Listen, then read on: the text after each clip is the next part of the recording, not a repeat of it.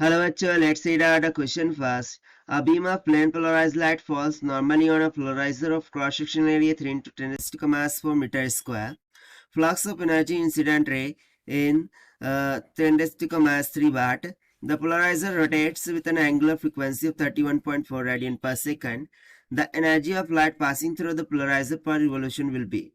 So यहाँ पर देखिए एक प्लेन बीम ऑफ पोलराइज, ठीक है, ये एक बीम है, वो प्लेन पोलराइज लाइट फॉल करती है नॉर्मली पोलराइजर पर, जिसका क्रॉस सेक्शनल एरिया लेट से ए इज इक्वल टू हमें दे रखा है 3 इंटू 10 रेज टू का -4 मीटर के स्क्वायर के बराबर। उसकी flux energy of incident ray 10 raise to का -3 वाट दे रखा है, यानी कि वो पी दे रखा है, P is equal to 10 raise to का -3 वाट। अब पोलराइजर रोटेट करता है with angular frequency of omega is equal to 31.4 radian per second. सो हमें कैलकुलेट करना है energy light passing through the polariser per revolution. ठीक, तो चलिए स्टार्ट करते हैं हम सोल्यूशन से, but before of its let's talk about the key concept which we are going to use here for this question. So everybody knows about the Morse law. So Morse law के according जब हम intensity of unpolarised light को polariser से pass करते हैं, so after passing the polariser जो intensity हमें मिलती है लाइट की, वो क्या मिलती है, I nought times of cos square of theta के बराबर।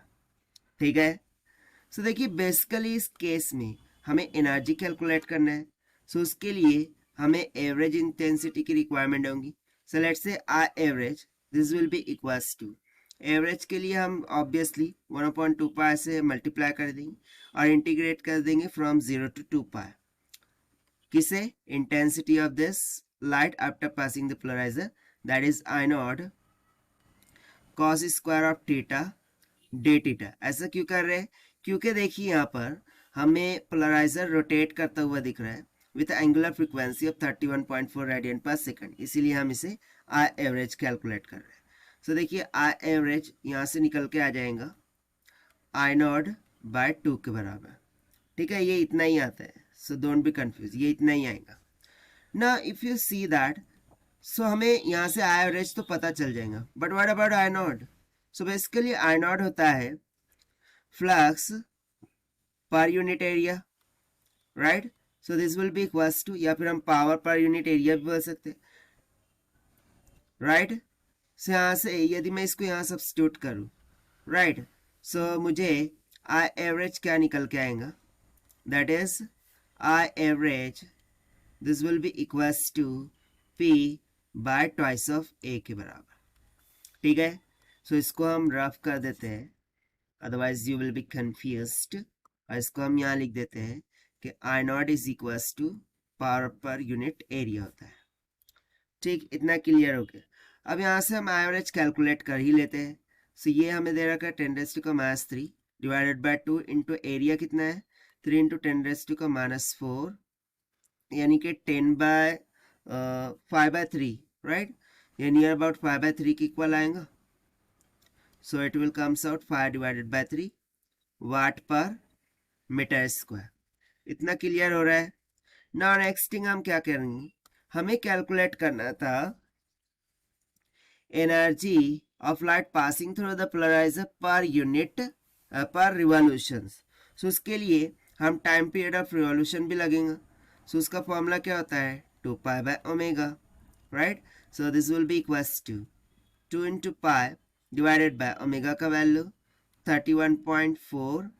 सो देखिए पाई की वैल्यू 3.14 होती है, नियर अबाउट इससे चल जाएंगे, यानी कि 1/5 सेकंड के नियर अबाउट आ जाएंगे। इतना क्लियर हो रहा है। So finally I can apply the formula of energy, that is energy of light passing through the polariser per revolution, this will be equals to, कितनी हो जाएंगी, जो भी आई एवरेज है वो multiply by the area multiply by the time period of revolution. So this is equals to I average कितना आया था 5 डिवाइडेड बाय 3, एरिया कितना गिवन था 3 इंटू 10 रेज़ टू का -4, टाइम पीरियड 1/5, 5 से 5 कैंसिल, 3 से 3 कैंसिल। सो यहाँ से जो energy of light after passing through the polariser per revolution कितनी निकल के आ गई, 10⁻⁴ जूल के बराबर। सो ये हो गया हमारा आंसर जो कि हमने सॉल्व किया है by using the conceptual formula of intensity which we get after passing through the polarizer. Now let us check the option. So option A will become correct. So this is the required solution. I hope you understood well. Best of luck. Thank you.